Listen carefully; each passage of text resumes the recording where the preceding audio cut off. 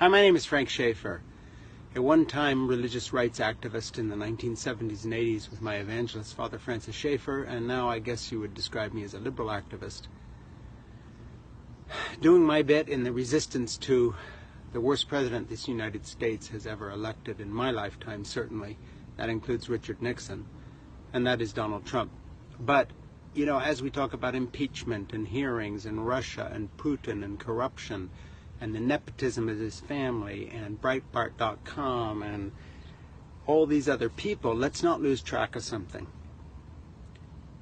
The only reason Donald Trump is president is because we had a black president, and the resentment of the white oligarchy and the racist and the xenophobic white evangelicals who designed an entire Christian school movement in the 70s and 80s to try to end-run integration. These people who followed people like the segregationist Jerry Falwell Sr., whose son now runs Liberty University, are reacting to the first black presidency.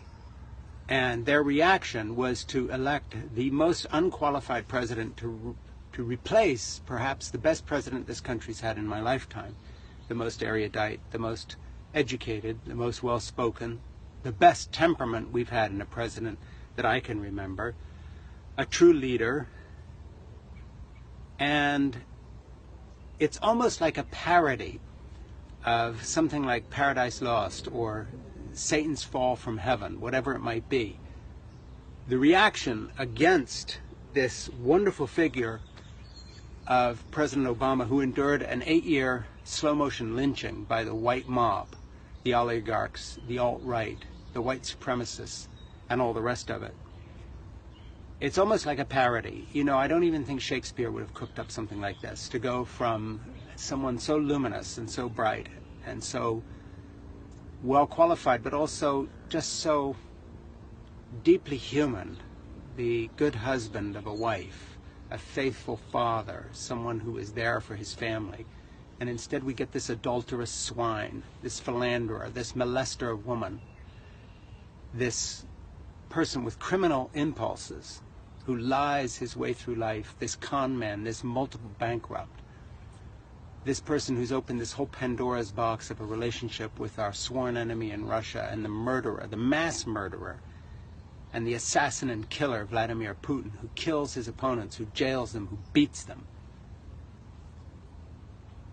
To go from Barack Obama to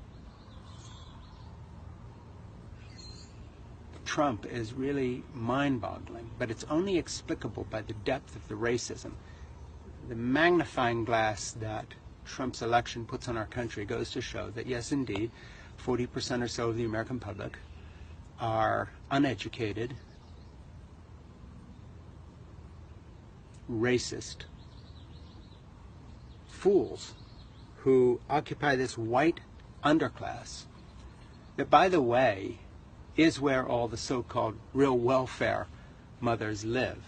White older males my age are the people who are essentially out there sucking up dollars from the federal system, from Medicaid and Medicare and Social Security and unemployment benefits and disability, huge amounts of white males on disability, in comparison to the productive black community that the whites like to disparage, who are forging ahead economically, and that in spite of the mass incarceration of the new Jim Crow, where male black men have been locked up on the dubious pretext of minor drug charges by the millions to try to control that population out of black ascendancy into our culture. And so I just want to point out, you know, as we struggle, as we resist, let's remember the truth of the matter. The entire fiasco of Trump is made possible by the resentment of white fools, from the billionaire oligarchs and people like Jeff Sessions and Mike Pence, all the way down to the know-nothing twits flying Confederate flags on the back of their stupid pickup trucks, roaring up and down highways.